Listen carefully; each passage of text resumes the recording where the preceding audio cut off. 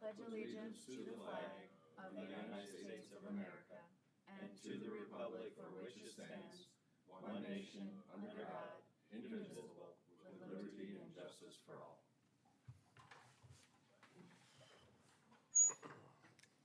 Need to, on the agenda, we're going to remove item 6 from the agenda. With that, I'd consider a motion to approve the agenda. Thank you. Is there a second? I'll second it. Thank you. Sean, will you call the roll, please? Commissioner Aaron's? Yes. Commissioner Gibbon? Yes. Commissioner Poppins? Yes. Commissioner Schmidt? Yes. Commissioner Landine? Yes. Move on to the consent agenda. Consider a motion to approve the consent agenda. So moved, Madam Chair. Thank you. Is there a second? Second. Thank you. Sean, will you call the roll? Commissioner Aaron's? Yes. Commissioner Gibbon? Yes. Commissioner Poppins? Yes. Commissioner Schmidt? Yes. Commissioner Landine? Yes. Now we have the opportunity for public comment. If there's anybody who would like to address the board. Is there anybody in the audience? If not, we'll move on to the commissioner reports. Are there any commissioner reports? If not, we'll move on to regular business. It's Julia. I don't see her here, so we'll skip over. John, you want to take item 2?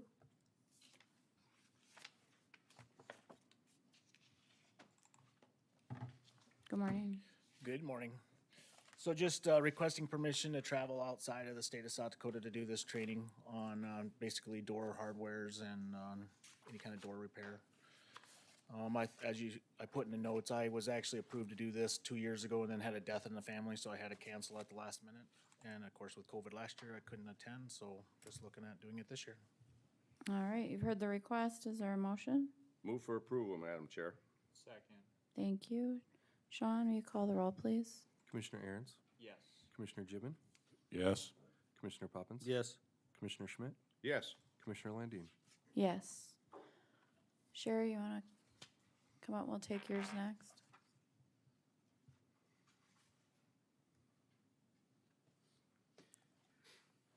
On May 26th, we were hand-delivered petitions in order to stop the rezone. On that petition, we found 3,097 total signatures. Of that number, 2,635 were certified. The required amount was 2,254, so we're looking at having an election on July 27th with absentee voting starting on June 11th.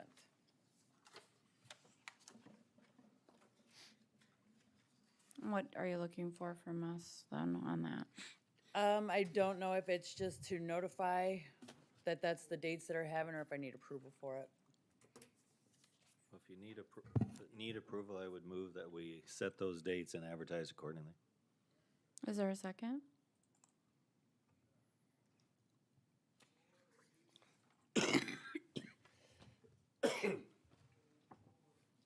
I'll second. Thank you. Any discussion? Is there, is commission approval needed for this?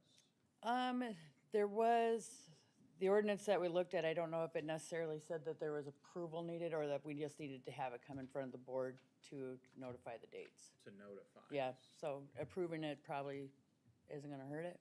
Sure. And is this a Tuesday? It is.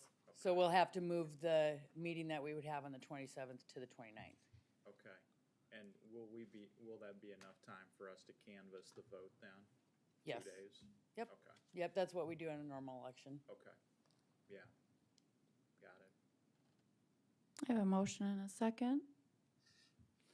Any other questions or discussion? I see our state's attorney waving his hand back there, and I see All right. I see Paul Cheddar waving his hand back. All right. We're not going to vote quite yet.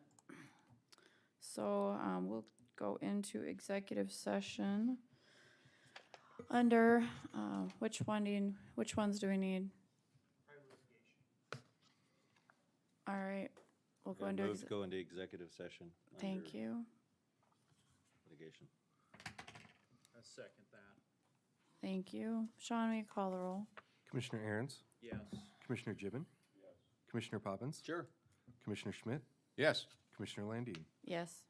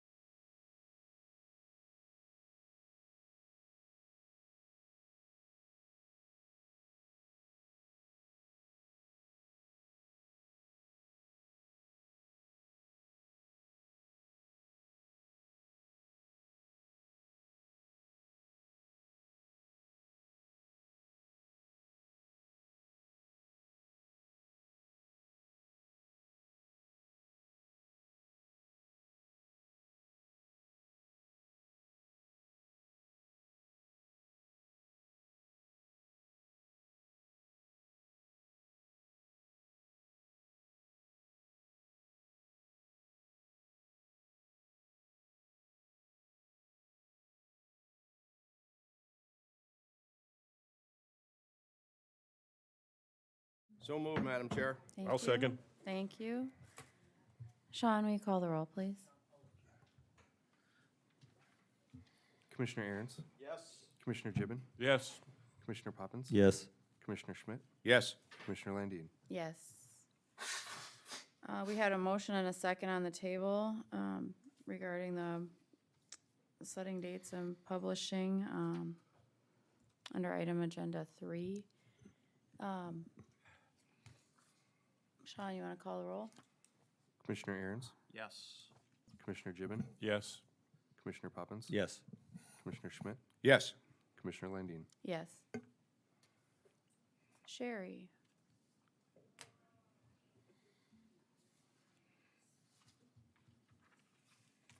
Okay, when I was up at conference this last, March, there was a gentleman there that was talking about poll pads. Poll pads purchased Pro, or B Pro, if you know, that's the total vote system.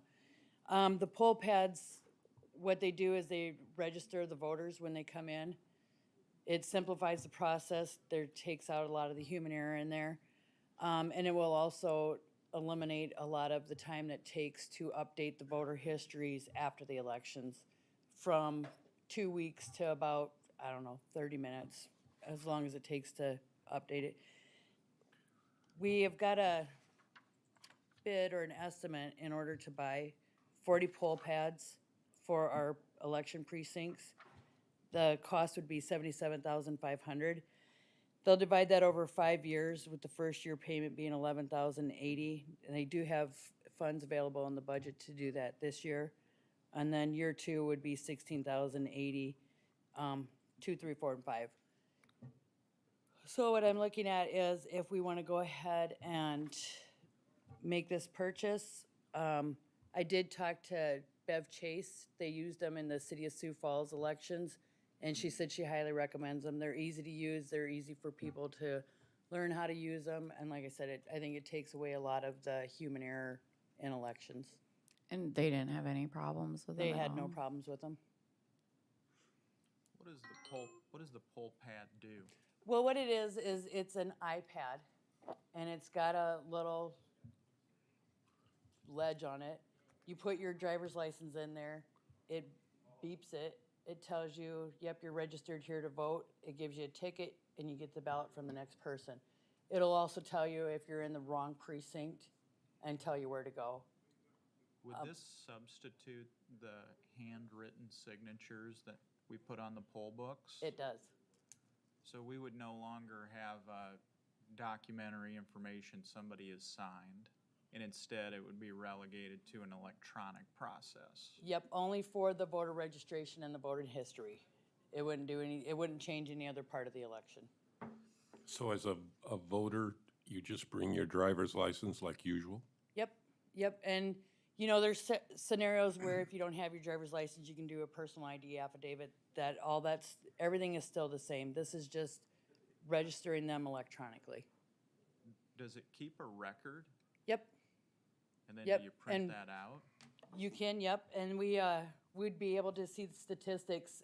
We could see Sioux Falls, we could pull it up and see how many voters have already turned into the precinct. So at the end of the election, you take it, you just plug it into the computer, and it updates all that voter history. So instead of it taking 2 weeks to update the voter history, not that that's, but instead of taking 2 weeks, manual, human error, everything else, it'll take however long, 30 minutes to update to total vote saying that you voted. Do they hook up to the internet? They do, but the only thing that they're doing is saying you are registered to vote in this precinct, and it's checking you off saying you voted. Are they But it's not anything to do with what your ballot will do or anything else. Are they connected to the internet while at the polling place? They will be, yep, because they'll be, see, and there's the other thing is when they're connected to the internet, so you come in and you get a ballot on Friday, and you vote it. Well, typically, we would have had the registration books already printed out and sent, so they would have to call us to verify whether you voted it or turned the ballot back in or not. This will tell you that you've turned the ballot back in, if you have. Are there other counties that use this? I think there are other counties that are looking at it. They've updated a lot in this process. Pennington used it, they had a glitch, but I think that they've updated the process in the 2 years since Pennington started using it. A lot of places use it for vote centers, which we don't have. But if we were to ever move to vote centers, this would be a good tool to use. How about professional development training for those that work the polls? Is there a lot of new ideas or new hands-on, or is something provided? They do have training for the precinct workers that would be using this. And this would be a cost spread out over 3 years, is that correct? 5 years. 5 years? Yep. This speeds up the entire process, doesn't it? It does. Yep. Instead of thumbing through pages of, and then you got 2 Joe Henrys and, oh, which Joe Henry is it? Nope, it'll scan his ID and that's Joe Henry.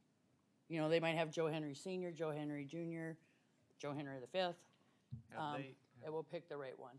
Have they discussed what kind of cybersecurity protocols are in place, given that these are connected to the internet while at the polling place? I would imagine that they have. The Secretary of State's office has approved them. Is there somebody local that's pushing this? Like, is there somebody that could come, local, that could come speak to us Well, about and it? that's, when I put this on here, I thought, oh, I should just have him come in. He can, but I can do that. I can have him come in within the next few weeks and. I think that'd be a good idea, because we're not in a time crunch No, to do it. no. See, and if we end up having an election on July 27th, these would be available for us to test then Well, that's what I'm curious too about, what Commissioner Aaron's is talking about. with the cybersecurity. Yeah, Yeah, and I can have Dustin come in and we can elaborate on that more. I think that's a good idea. Board thoughts? Always open to hearing more information. Yep, Let's do that. Yep. good I will. idea, but let's validate. Yep, absolutely. Thanks, Sherry. Thanks. And Julia? Good morning. One item for you this morning, and that's to approve the resignation of Joan Doss, a planner for the Planning and Zoning Department, effective the 9th of June. Is there a motion? So moved. Thank you. Second? Thank you. Sean, will you call the roll, please? Commissioner Aaron's, Yes. Commissioner Gibbon, Yes. Commissioner Poppins. Yes. Commissioner Schmidt, Yes. Commissioner Landine. Yes. Thank you. Commissioner Poppins, you want to tee up item 5? Yes, thank you, Madam Chair.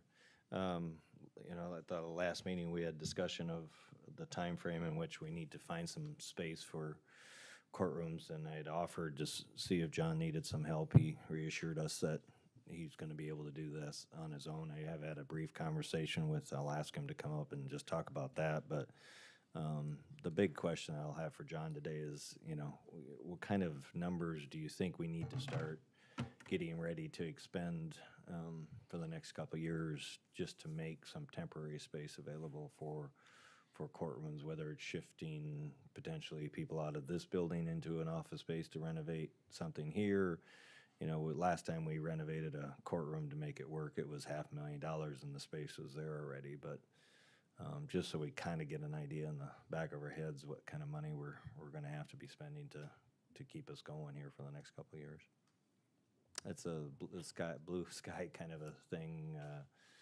No definite idea exactly what we need, but we do know we're going to have to spend some money. So, Well, unfortunately, I don't have a good number, but as you said, you start looking at doing base remodeling it, you hit $500,000 real easy. It's crazy to think about it, but it happens. You know, some of the options that we had looked at before as far as modifying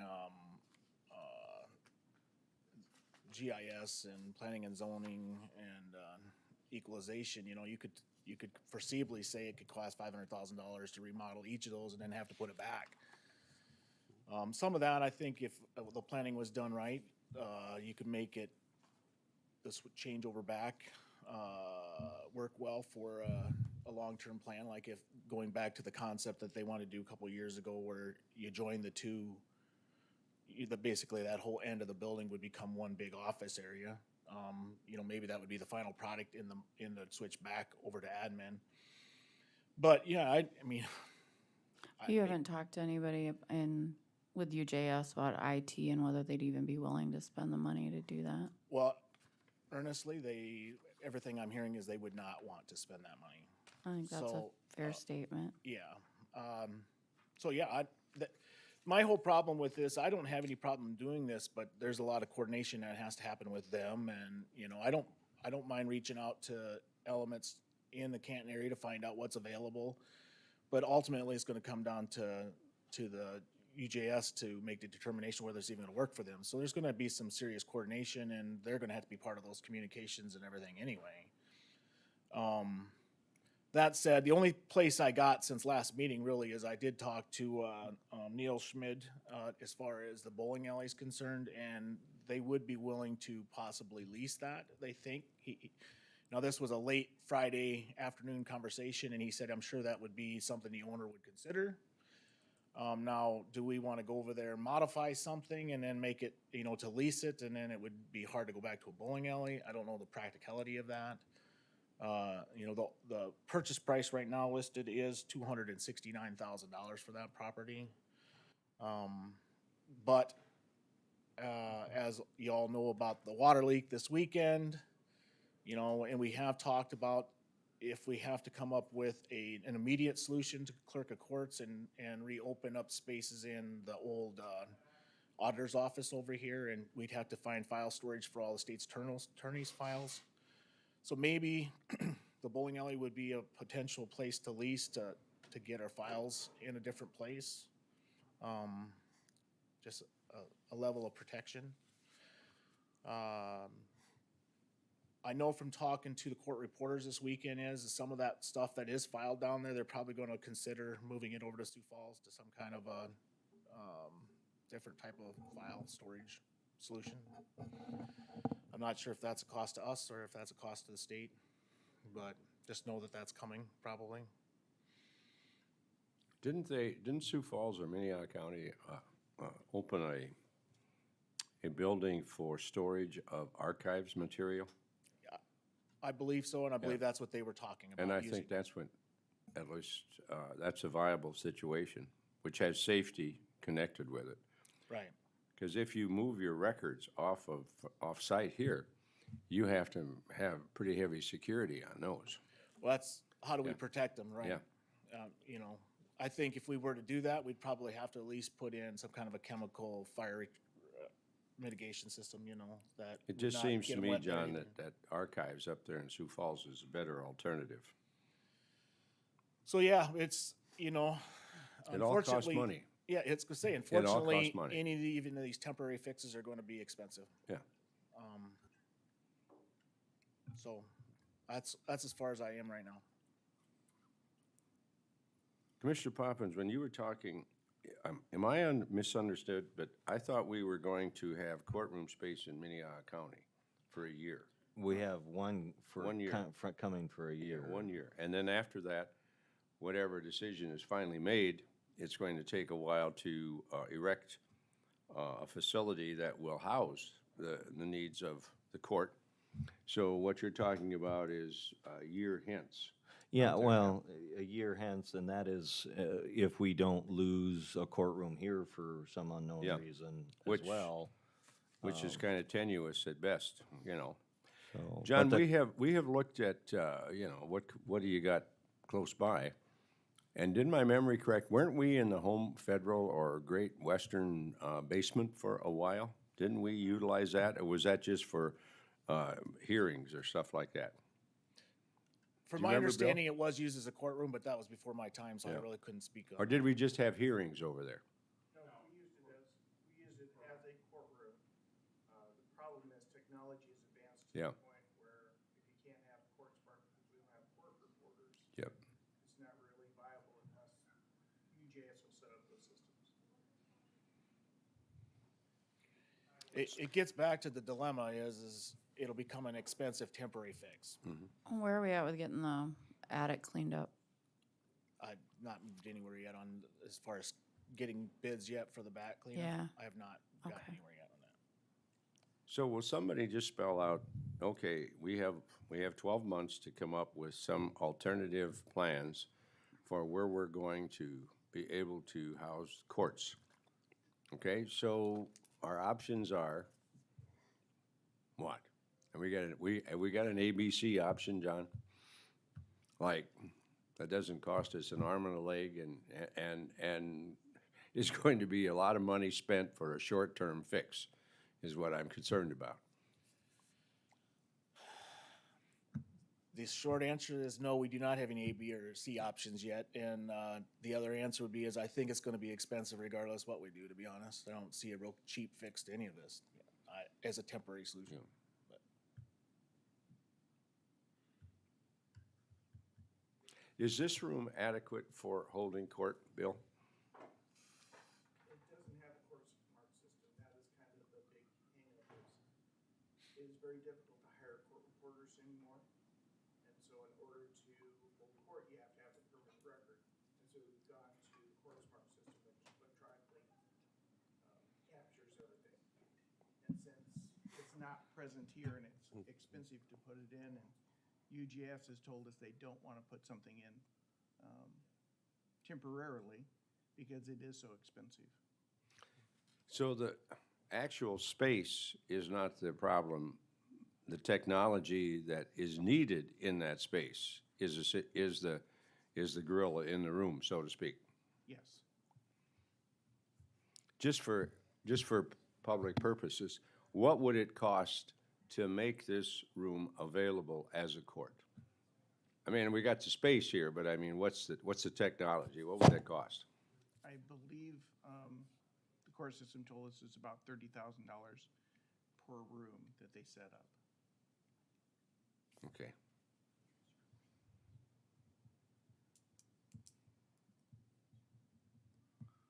All right, thank you, John. Thank you, John. You got a catch-22 going, don't you, John? All right, well, I think that is it for our agenda. So with that, I'd consider a motion to adjourn. So movement, Madam Chair. Second. Thank you. Sean, will you call the roll? Commissioner Aaron's, Yes. Commissioner Gibbon, Yes. Commissioner Poppins. Yes. Commissioner Schmidt, Yes. Commissioner Landine. Yes.